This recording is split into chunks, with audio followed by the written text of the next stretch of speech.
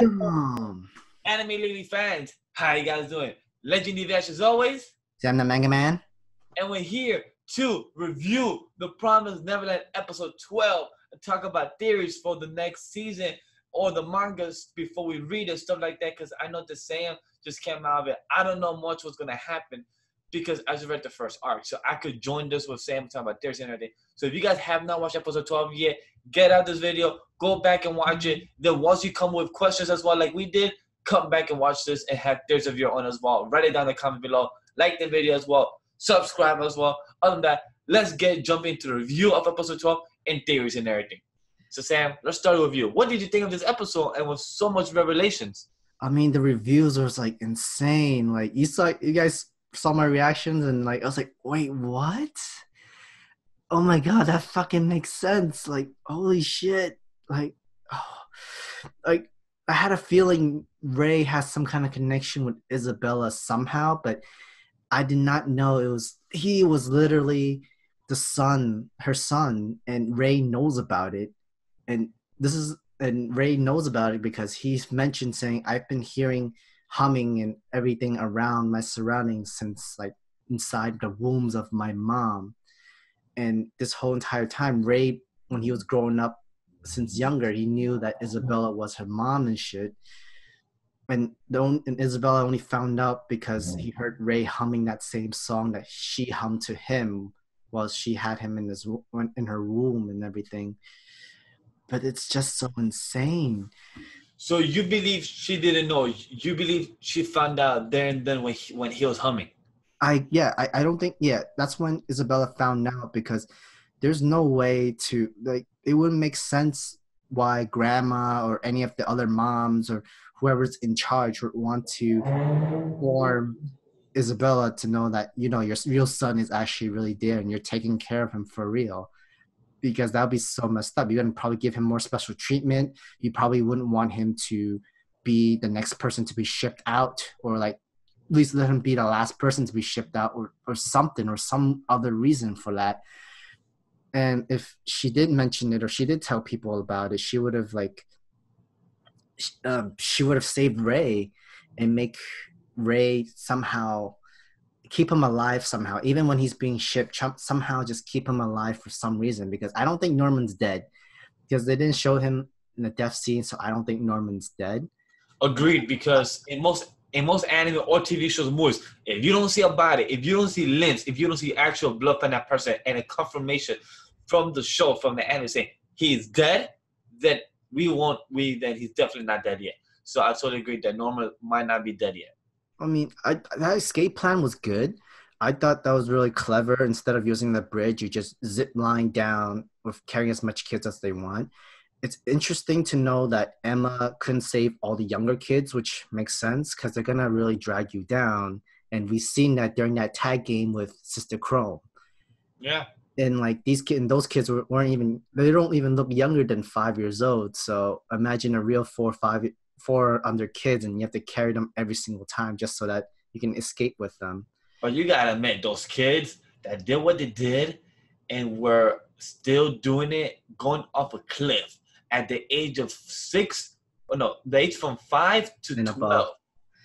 From the age of 5 to 12, and for you to go off a cliff and go doing it just for survival of the fittest, that's some crazy shit. Like shit, yeah, man. I never went ziplining yet. I still haven't went zipline. Actually, I have, but like not like that crazy thing when I was young. But it seems fun. But in the same way, like shit, this is dangerous. I need to do this, and I have to hold on to like my clothesline, like hanger tight in order so I don't fall. And no. But the thing is that they're kids. If they fall, they might get broken a leg or something. But they can. You want to get fall on the cliff? Okay, but I'm not giving that scenario. I'm saying a different scenario. Us as adults now, ziplining, doing crazy stuff. Yeah. When we break a bone or something, it's kind of permanent now because we cannot heal as fast as we used to when we were younger. Technically, so, like, if they fell, they die. It's like they die. For them. But I love how Norman was in front of Emma and Ray each time they spoke about something. And Norman was there in spirit, and they felt like they were having a conversation with him, when honestly he was not there. But they knew that. but it felt like of how Ray told like, yo, this is annoying. like But I'm happy you did this, and like Ray was having a conversation with himself, but he knew he was having it with Norman, and that was very symbolic. I agree with symbolic because both of them are subconsciously thinking of what would Norman say, what would Norman do. Yep. Now, like, there's pretty much using that figment of imagination of Norman as their guide to see like what would Norman do, and Norman would literally say this to them if he was here, and like as a ghost form, which is clever, which is really good. It is really interesting to see kids like at the age of 13, 14 with Emma and Ray. They're like 12 or 13 or something like that. Yeah. And that's interesting to see, to have a kid to have that figment of imagination to help guide them, especially for someone as smart as Norman. Great. And that's great. I'm gonna give you a good transition. How about Philip? Yo, that kid ain't dumb. He's smiled so many times. He's like so many questions and opening so many doors. And I really thought he was just like that kid that didn't know any better and stuff like that. But really, this kid was like the hidden genius that nobody knew about. I love Philip because he literally opened the door when Sister Crone was going through. So like, hi Sister Crone, what you doing? Like, so doing nothing. Like, okay. But he analyzed things. He watched and remembered things, what he's seen and what he knows. And I love that about him. Philip was one of my favorite kids when I first read the manga, and what he told Emma in that scene. When I read that manga, I was like, wait, what? Yo, Philip is my boy. Yeah, that's I just didn't say anything I didn't say anything throughout the whole season because I like, yo, I can't say that because Sam will try to be like, yo, why are you saying he's your boy if he's just a little kid? And now you understand why he's my boy, because he's such a small kid and he's so gullible, but you will not see it coming of how gullible he is because you don't see him with those cute eyes, the cute smiley face, and him doing this. And then Mom knew. He said, oh, they escaped safely. Mom knew that Philip knows because she ain't stupid either.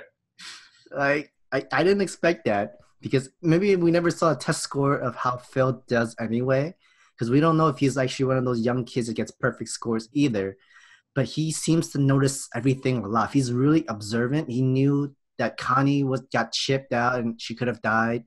Philip knew when after overhearing Sister Chrome saying harvest, like, what do you mean by harvest? Yeah. I gave him clues and mysteries and anything. And then when he found out that all the older kids, they're up to something, he probably figured out like they know something that he doesn't, but I have to hold on to this idea that there's just something wrong and these guys know, but if they could trust me, they would tell me themselves.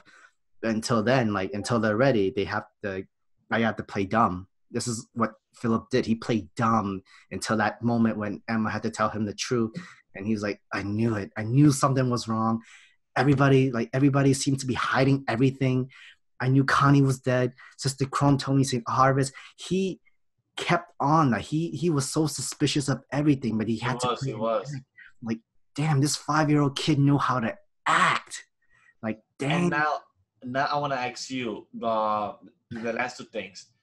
What do you think of Big Mom? Not Big Mom, sorry. Mom.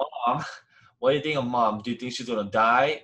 Like, before the thing is, we're gonna read the manga and give you manga reviews in the coming month for April. Mm-hmm. But asking Sam of his perspective before we read the manga, do you think she's gonna die? Do you think Mom will get punishment? Do you think she will get some type of sentence, or do you think they will have easy? What do you think is gonna happen with Mom, and what do you think is gonna happen in the next couple chapters, or roughly or more or less, because we're gonna read the chapter soon, so that's what I'm asking like that. I mean, like, she's a mom. Like, I've mentioned this outside of camera, but Mom, I did not know she needed to give birth in order for her to become a full-on mom, because I'm guessing some kind of paternity syndrome and something that they need her to have in order to be able to take care of kids.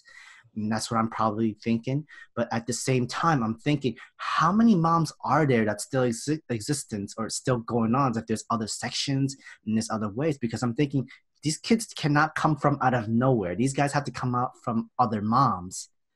So I'm wondering, like, so this entire time, these sections, these moms, they're the harvest. They're harvest that mom needs to give birth into these kids and probably separating them from different sections.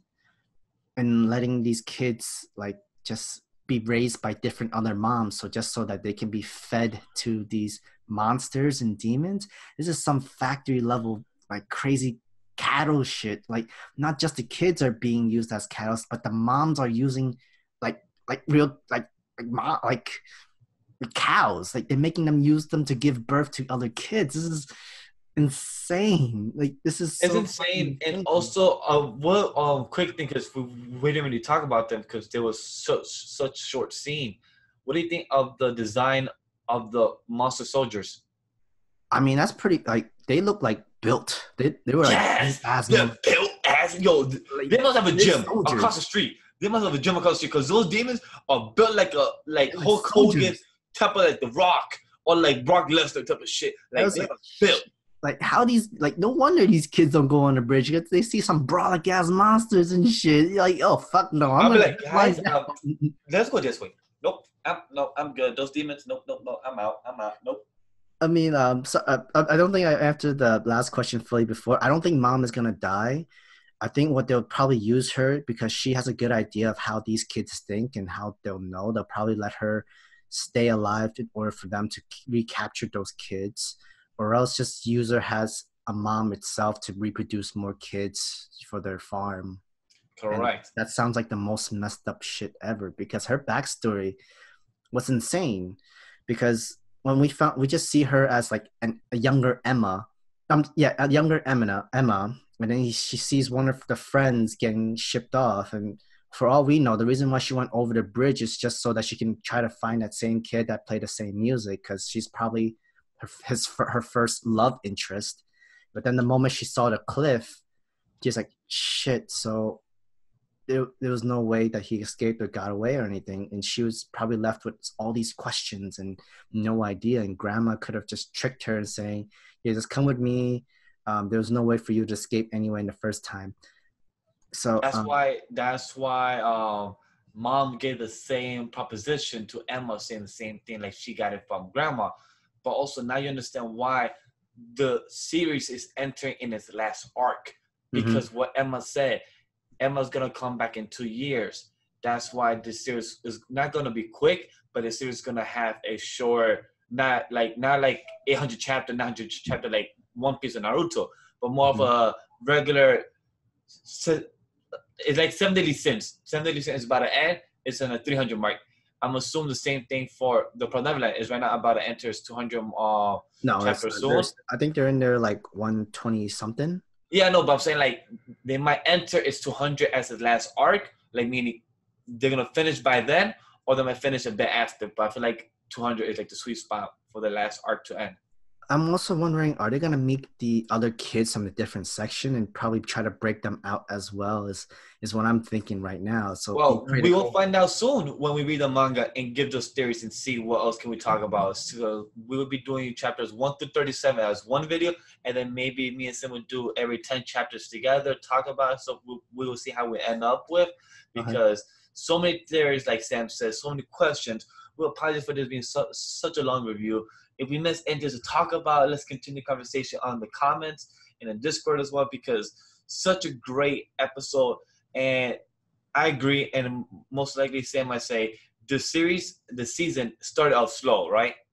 a little slow, yeah, But it picked up very well. Yeah, it picked up. Well, the first episode was actually pretty great, but then there was some like slow moments, but it actually pretty good. I really liked this season. It was great. Can't wait. It was very build up. It was a good build up of showing of everything going on in the back half and showing you what we didn't see, but then it was all a plan coming together. So that was where beautiful storytelling and camera work showed. So that was very good. Yeah, I can't wait to read it. Get a little bit more details of every answers, because I'm guessing people are going to be commenting on all my theories and all these questions that I've been like throwing out there and popping. Yeah, please guys, tell us like surprise reaction. I didn't read this manga. I don't know what's going on. Guys, please tell us if we should continue doing this, and for us to catch up. Let us know if you guys want us to do a live reaction for each chapter or reviews for each chapter, or we should do a live stream. So please let us know. Your thoughts and your opinions matter. So please comment down below. Join the Discord server. Like the video. Subscribe as well. Press that bell notification every time we upload videos. Support us on Patreon. Follow us on social media. And anything else, guys. Till you next time. Save the kids and see a beautiful morning. Peace.